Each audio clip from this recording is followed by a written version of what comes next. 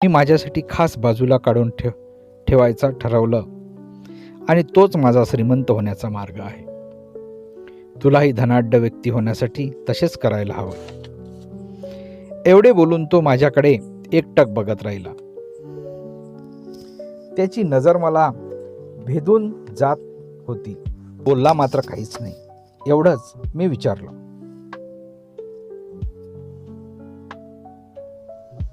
एखाद्या कफल्लक गुराख्याचे रूपांतर धनाढ्य सावकारात करायला एवढं पुरेसं आहे? तो उत्तरला, पण मी जे काही कमावतो ते सगळे माझेच असते नाही का? मला प्रश्न पडत होते. अजिबात तसे नाही, अगदीच तसेही नाही. त्याने समजावले. मला सांग, तू कपडे घेताना शिंप्याला पैसे देत नाहीस, जोडे शिवण्यासाठी चांभाराला पैसे देत नाहीस, रोजच्या जेवणासाठी तू पैसे मोजत नाहीस. बॉबिलॉन सारख्या शहरात तू खर्चाशिवाय पैशाशिवाय जगू शकतोस. पण तरीही आतापर्यंतच्या तुझ्या कमाईपैकी किती पैसे सध्या तुझ्याकडे आता आहेत? तू कमावलेल्या संपत्तीपैकी किती संपत्ती तुला आता दाखवता येईल? वेड्या मुला, तू स्वतःला सोडून सगळ्यांना पैसे वाटत आलास. सगळ्यांसाठी गुलामांसारखी चाकरी केलीस. गुलामही असेच तर करतात. 2 जोडी कपडे आणि खायला पोटभर आणणे, याच्या मोबदल्यात ते फक्त कष्टच करीत जातात. त्यांचा मालक त्यांच्या गरजा पुरवतो. असा विचार करून पहा की तुझ्या एकूण कमाईपैकी 1/2 हिस्सा स्वतःसाठी बाजूला काढून ठेवलास तर 10 वर्षात तुझ्याकडे किती पैसे जमतील? जरा हिशोब करून सांग. माझं गणित चांगलंच पक्का आहे. माझी आकडेमोड मला कधीच धोका देणार नाही. मी तत्परतेने सांगितलं, 1 वर्षाच्या कमाई इतके. तुझे उत्तर अर्धेच बरोबर आहे, तो मिश्किलतेने म्हणाला. तुझ्यासाठी ठेवलेले प्रत्येक सोन्याचे नाणे देखील तुझे गुलाम असेल. ते नाणे तुला तांब्याचे नाणे कमवून देईल. थोड्या वेळासाठी आपण तांब्याच्या नाण्यांना तुझ्या मिळकतीचे बाळ समजूयात. तुला जर खरोखरच श्रीमंत होण्याची इच्छा असेल तर तू जे नाणे वाचवशील त्यापेक्षा तुला कमावता आले पाहिजे. असं केल्यास तुझ्या सोन्याच्या नाण्यात आणखी भर पडेल आणि तुला भरपूर संपत्ती जमवता येईल. तुला वाटत असेल की वायफळ सल्ला देऊन तुझी रात्रभराची मेहनत वाया घालवली, तर मी म्हणेन की जी काही मेहनत तू माझ्यासाठी केलीस त्याच्या 1000 पटीने मोबदला मी तुला सल्ल्याच्या रूपात दिला आहे. जर तू शहाणा असशील तर मी सांगितलेले तुला पटेल. तू जेवढे कमावतोस त्यातील 1/2 भाग हा सर्वस्वी तुझाच असतो. तो तू स्वतःसाठी वेगळा काढून ठेवायला हवास. आणि कितीही कमी मिळकत असली तरी तो भाग 1/2 पेक्षा कमी नसणार. मात्र तो जास्तीत जास्त कितीही असू शकेल. आधी स्वतःचा भाग वेगळा काढून ठेवायचा आणि उरलेल्या रकमेत कुवतीपेक्षा जास्त पैसे कपडे किंवा जोडे खरेदीसाठी घालवायचे नाही. कारण त्याच पैशात किराणा सामान, दानधर्म आणि अर्पण भाग असणार आहे. हे लक्षात ठेवावे लागेल. एखाद्या छोट्या रोपट्यामधून जसा वृक्ष निर्माण होतो तसंच काहीसं संपत्तीचं असतं. तुझ्या कमाईची पहिली बचत केलेली सोन्याची नाणी तुमच्या संपत्तीच्या वृक्षाचं बीज ठरेल. जेवढे लवकर तुम्ही बी पेराल तेवढा लवकर तुमचा वृक्ष आकाराला येईल आणि तुमच्या दृढ निश्चयाने आणि नियमित बचतीने तो वाढायला मदत होईल. लवकरच तुमच्या डोक्यावर संपत्तीचा वृक्ष डोलू लागेल, ज्याच्या छत्रछायेत आयुष्यभर तुम्ही समाधानाने राहू शकाल. एवढं बोलून तो त्याचा फलक घेऊन निघून गेला. तो गेल्यानंतर मी कितीतरी वेळ त्याच्या बोलण्यावर विचार करीत राहिलो आणि विचारांती मला त्याच्या बोलण्यात तथ्य वाटू लागले. अल्गामिसच्या सल्ल्याप्रमाणे प्रत्येक 10 तांब्याच्या नाण्यामागे मी माझा हिस्सा एकूण म्हणून 1 नाणे बाजूला काढू लागलो. मी ते नाणे लपवून ठेवत असे तरीही मला मात्र पैसे कमी पडत नव्हते. याचं मला आश्चर्य वाटत होतं. पैसे कमी उरल्याने मला फारसा फरक पडत नव्हता. मी कमी पैशात गरजा भागवायला शिकलो. माझी बचत वाढायला लागली. तसं मला खूपशा गोष्टी खरेदी कराव्या वाटू लागल्या. व्यापाऱ्यांनी फोनिशिया येथून जहाजातून आणि उंटावरून आणलेल्या वस्तूचे प्रदर्शन मांडले की त्यातील चांगल्या चांगल्या वस्तू मला घ्याव्याशा वाटू लागल्या. मात्र मी निग्रहाने मोह टाळला. अल्गामिश गेला आणि थेट 12व्या महिन्यात परतला. तेव्हा तो मला विचारू लागला, मुला, गेल्या वर्षात तू स्वतःला पगार दिला आहेस का? तो पगार 1 दशांशापेक्षा कमी नव्हता ना? मी अभिमानाने सांगितले, होय गुरुजी, मी स्वतःला पगार दिला आहे. हे सांगताना मला खूप आनंद झाला होता. वा, छानच, तो माझ्याकडे बघत उत्तरला. आणि त्या पैशाचं तू काय केलंस? मी ते सगळे वीट बनवणाऱ्या अजमूरला दिले. अजमूर समुद्रापलीकडे टिअरे बंदराला गेला आहे.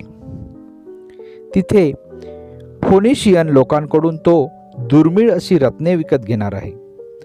तो परतल्यावर आम्ही ते रत्ने आणि हिरे चढ्या भावाने विकणार आणि आलेले पैसे आपसात वाटून घेणार आहोत. मूर्खा, तुला माहीत असायला पाहिजे की रत्नाची पारख वीट बनवणाऱ्याला कशी असणार. तो माझ्यावर रागाने गुरगुरला. तुला एवढंही कळलं नाही? ग्रहताऱ्यांची माहिती एखाद्या स्वयंपाक्याकडून घेशील का? नाही ना, तुला त्यासाठी एखाद्या खगोलशास्त्रज्ञाकडेच जावे लागणार. तू विचार केला असता तर तुला हे साधे गणित समजले असते. मुला, तुझी बचत बुडाली म्हणून समज. तुझ्या पैशाच्या झाडाच्या मुळाशीच तू घाव घातलास. हरकत नाही, नवे झाड लाव. पुन्हा प्रयत्न कर आणि इथूनच पुढे रत्नांची माहिती तू एखाद्या रत्नाच्या व्यापाराकडूनच घेत जा. गुराख्याला मेंढराबद्दल विचारू शकतोस. सल्लाच घ्यायचा झाला तर तो काय कोणीही देऊ शकतो. सल्ला मोफत आहे म्हणूनच तो कोणालाही देता येतो. पण योग्य ठिकाणी विचारून योग्य सल्ला घेणं केव्हाही चांगलं, नाही का? जी व्यक्ती बचत आणि गुंतवणूक या दोन्ही बाबतीत अडाणी आहे, त्यांच्याकडून गुंतवणुकीचा सल्ला घेणं म्हणजे आपली बचत खर्चून त्या व्यक्तीचा अनअनुभवीपणा सिद्ध करण्यासारखे ठरेल. एवढंच बोलून तो तडक तेथून निघून गेला. आणि तो जसे म्हणाला अगदी तसंच झालं. फोनिशियन मूळचे चतुर आणि वृत्तीने बदमाश असतात. त्यांनी हिऱ्यांसारखे चमकणारे काचेचे तुकडे अजमूरला विकले. अल्गामिश सोबत बोलणे झाल्याप्रमाणे मी खचलो नाही. त्याच्या सांगण्याप्रमाणे वागायचं मी ठरवलं. मी पुन्हा 1 दशांश तांब्याचे नाणे बाजूला ठेवायला लागलो. आणि यावेळी मला ते अवघड गेलं नाही, कारण मला बचतीची सवय झाली होती. 1 वर्षानंतर अल्गामिश परतला. आमच्या लेखन कार्यालयात येऊन तो मला उद्देशून म्हणाला, मी तुला भेटून गेल्यानंतर तू काय प्रगती केलीस? मी प्रामाणिकपणे स्वतःला पगार दिला. मी उत्तर दिले, माझी सगळी बचत मी ॲगर नावाच्या ढाल विकणाऱ्या कारागिराला दिली. तो त्या पैशाचा कथील धातू विकत घेतो आणि दर 4 महिन्यांनी तो मला त्याचा मोबदलाही देतो. योग्य केलं ना? हो, योग्यच केलंस. आलेल्या व्याजाची काय केलेस? वा, त्याची तर मी मिष्टान्न मेजवानी केली. मध, उच्च प्रतीचे मद्य आणि भरपूर सुकामेवा असलेला केक घेतला. मी माझ्यासाठी एक लाल रंगाचा उंची अंगरखाई खरेदी केला आणि एक दिवस मी एखादं तगडं खेचरही घेईल आणि त्यावरून संपूर्ण नगराचा फेरफटका मारेन. माझे बोलणे ऐकून अल्गामिश स्मित करत म्हणाला, तू तुझ्या बचतीची बाळेही खाऊन टाकलीस ना? मग तुझी कमाई वाढण्याची अपेक्षा तरी तू कशी करतोस? आणि पुन्हा त्यांनाही बाळे कसे होतील आणि सगळे मिळून तुझ्यासाठी कष्ट कशी उपसतील? आधी सोन्याची फौज तयार कर, नंतर तू अशी मौज मजा सहज करू शकशील. नंतर तुला खर्च केल्याबद्दल खंतही वाटणार नाही. एवढे बोलून तो नेहमीप्रमाणे तिथून निघून गेला. त्यानंतर 2 वर्ष त्याचा पत्ताच नव्हता. मी त्याला त्या काळात बघितले नाही. मात्र जेव्हा तो परतला तेव्हा अधिक थकल्यासारखा दिसत होता. त्याचा चेहरा वृद्धापकाळाच्या सुरकुत्यांनी भरून गेला होता आणि डोळेही खोल गेले होते. आणि त्याने मला विचारले, आर्केड, तुझ्या स्वप्नातली संपत्ती तुला अजून तरी मिळाली की नाही? मी उत्तर दिले, अजून नाही. मला अपेक्षित असलेलं सगळंच मला मिळालेलं नाही. मात्र मी काही रक्कम जमवू शकलो. ती ही रक्कम मी गुंतवली आणि गुंतवणुकीवर मला पुन्हा नफा मिळत आहे. आणि आता तू विटा बनवणाऱ्या व्यक्तीकडून सल्ला घेतोस की नाही? विटा बनवण्यासाठी मी त्याच्याकडून सल्ला घेतो, मी सुज्ञपणे सांगितले.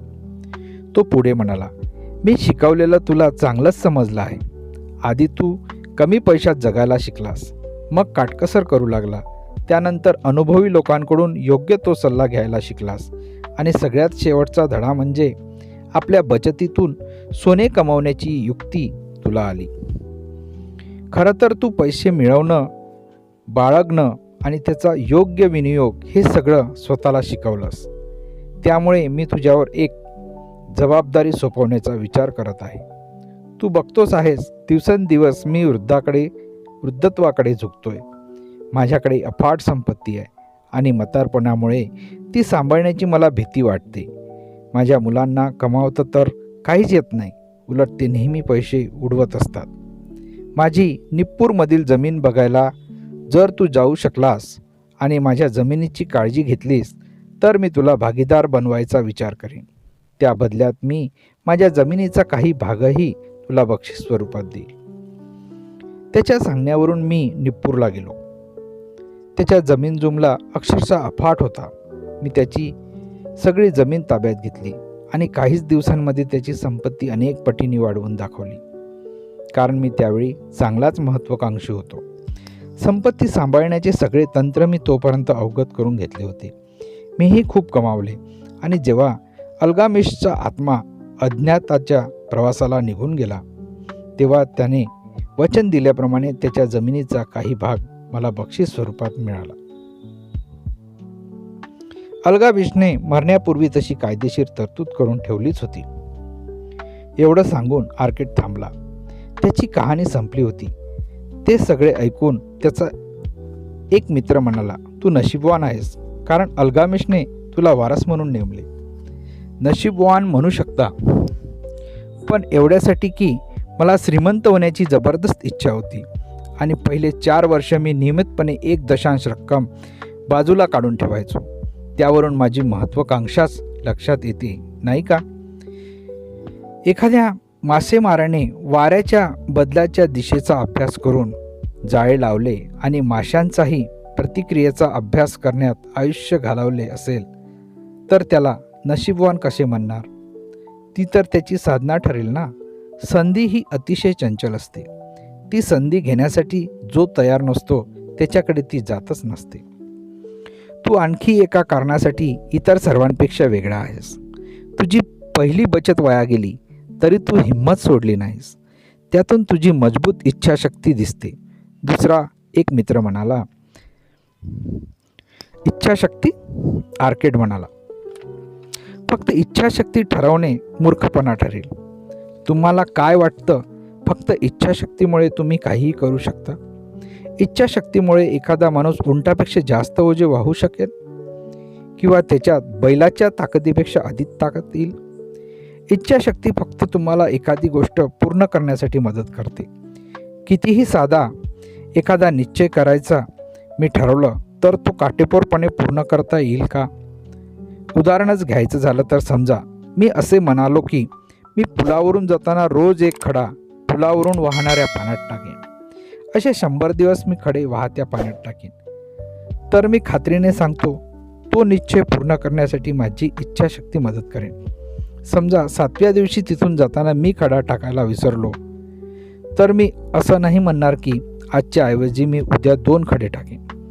त्यापेक्षा मी परत जाईल, रोजचा खडा टाकण्याचा नियम पूर्ण करेल किंवा 20व्या दिवशी मी स्वतःला असेही म्हणणार नाही की आर्केड काय हा मूर्खपणा करतो आहेस. एक दिवस एक खडा टाकून काय साधणार आहेस? त्यापेक्षा एकदाच मुठभर खडे उचलून टाकून दे. इच्छाशक्तीमुळे मी रोजचा नियम टाळणारही नाही किंवा एकदाच सगळे खडे टाकणारही नाही. एकदा एक निश्चय तुम्ही मनाशी केला की तो पूर्ण करण्यासाठी इच्छाशक्तीमुळे तुम्हाला बळ मिळते. त्यामुळेच मी स्वतःसमोर फार अवघड किंवा प्रत्यक्षात करता येणार नाही असे निश्चय करतच नाही. मला खुलेपणाने फुरसतीने जीवन व्यतीत करायला आवडते. तेवढ्यात आणखी एक मित्र उत्साहाने बोलू लागला, जर तू सांगतोय ते खरं मानलं आणि सगळेच साधं राहणं आणि काटकसर करायला लागले तर बाजारात पैसा कसा खेळता राहणार? अशाने संपत्ती लोकांमध्ये कशी वाटली जाणार? जिथे कष्ट तिथे पैसा, आर्किडने उत्तर दिले. जर एखाद्या धनाढ्य व्यक्तीने स्वतःसाठी नवा महाल बांधायचा ठरवलं तर त्याचे पैसे वाया गेले असं कसं म्हणणार? पैशाचा ओघ वीट भट्टीवाल्याकडे, काही भाग मजुरांकडे तर काही भाग कलाकुसर करणाऱ्या कलाकारांकडेही जाईल. ज्या व्यक्ती महालाच्या बांधणीसाठी उपयोगी पडेल त्या प्रत्येकाकडे त्या श्रीमंत माणसाचे पैसे जातील. महाल पूर्ण झाल्यावर त्या महालाची किंमत तो बांधण्यासाठी लागलेल्या खर्चापेक्षा कितीतरी अधिक होईल. ज्या जागेवरती भव्य वस्तू बांधली गेली त्या जागेची किंमत देखील वाढतेच ना. एवढंच नाही तर आजूबाजूच्या जागेला सुद्धा महालामुळे भाव येतो. संपत्ती अशा अनेक जादुई मार्गांनी वाढत असते ज्याचा एखादी सामान्य व्यक्ती अंदाजही लावू शकत नाही. फोनिशियन लोकांनी काही नाही का नापिक बंदरावर शहर बसवले. समुद्रावरून व्यापार करून त्यांनी कमावलेल्या संपत्तीचा उपयोग करून त्यांनी शहरं वसवली नाही का? पण मग या सगळ्या उदाहरणावरून तू आम्ही श्रीमंत व्हावे म्हणून काय सल्ला देशील? उपस्थितांपैकी आणखी एका मित्राने विचारले. आमच्यासारखे लोक ज्याच्या हातातून तारुण्याची काही वर्ष निघून गेली आणि काही नवीन करण्यासारखे आता आमचे वयही राहिले नाही, मी असा सल्ला देईन की आपण अल्गामिसचा सल्ला मानावा आणि माझ्या कमाईतला 1 भाग मी स्वतःसाठी ठेवेल असं स्वतःशीच म्हणत राहावे. ते वाक्य तोपर्यंत घोकत राहावे जोपर्यंत ते आभाळावर कोरले जात नाही. स्वकमाईतला 1 भाग रक्कम काढून ठेवण्याची कल्पना स्वतःलाच पटवून सांगा. दृढ निश्चय करा आणि 1 भाग स्वतःसाठी बाजूला काढून ठेवा. जमेल तेवढी अधिक रक्कम बाजूला काढून ठेवा. स्वतःलाच पगार देण्यासाठी तुम्हाला तुमच्या खर्चावर नियंत्रण आणावे लागेल. पण पहिला पगार ही तुमची सुरुवात असेल. लवकरच तुमच्या असे लक्षात येईल की केवळ तुमची स्वतःची अशी काही संपत्ती आहे आणि तुम्हाला अगदी श्रीमंत झाल्यासारखं वाटेल. जसजशी संपत्तीत भर पडत जाईल तसतसा तुम्हाला अधिक स्वरूप येईल. नवीन काही करून बघावेसे वाटेल. अधिक श्रीमंत होण्यासाठी तुम्ही जेवढे जास्त कष्ट कराल तेवढी जास्त कमाई होईल. त्या प्रमाणात तुमचा स्वतःचा भाग वाढायला लागेल ना. मग तुम्ही तुमच्या संपत्तीला तुमच्यासाठी कामाला लावा. तुमचा गुलाम बनवा. त्यांची मुलं आणि मुलांची मुलं देखील कामाला लावा. भविष्यासाठी पैशाचे योग्य नियोजन करा. आजूबाजूच्या वृद्धांकडे बघा. आणखी काही वर्षांनी तुम्ही त्यांच्यापैकी एक असाल. त्यामुळे गुंतवणूक करताना तुमचे पैसे बुडणार नाहीत याची पूर्ण काळजी घ्यावी लागेल. भरमसाठ व्याज देणाऱ्या गुंतवणुकी खूप आकर्षक वाटतात, पण ती गुंतवणूक भविष्यात अतिशय धोकादायक ठरू शकतात आणि तुमची रक्कम कधीही बुडू शकते. त्यामुळे तुम्ही दिवाळखोरीत जाऊ शकता. एक गोष्ट नेहमी लक्षात ठेवा की आपल्या कुटुंबाची कितीही इच्छा नसली तरीही तुम्हाला एक दिवशी मृत्यूला सामोरे जावे लागणार आहे. त्यासाठी तुम्ही आजच तजवीज करून ठेवायला पाहिजे. भविष्याच्या सुरक्षिततेसाठी छोटीशी रक्कम नियमितपणे वेगळी ठेवली पाहिजे. दूरदृष्टी असणारी सगळी माणसे खूप मोठी रक्कम बाजूला ठेवण्यापेक्षा थोडी थोडी रक्कम पहिल्यापासूनच अशा दुर्दैवी प्रसंगासाठी वेगळी काढून ठेवतात. शहाण्या माणसाकडूनच सल्ला घ्या. अशाच लोकांशी सल्लामसलत करा ज्यांचा रोजचा संबंध पैशाशी येतो. मी जशी माझ्या पहिल्याच बचती संदर्भात चूक केली आणि अजमूरवर विश्वास ठेवून माझी बचत बुडवली, या अनुभवातून तुम्ही धडा घेऊ शकता. एखाद्या मोठ्या जोखमीपेक्षा कमी व्याज पण सुरक्षित गुंतवणूक केव्हाही चांगली. प्राप्त जीवनाचा मनमुराद आनंद घ्या.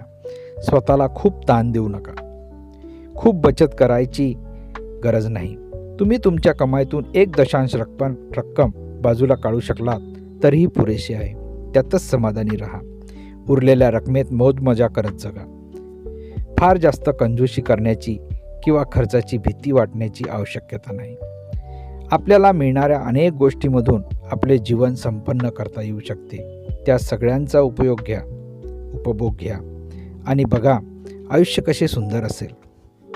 सगळ्यांनी आर्केडचे आभार मानत त्यांचा निरोप घेतला.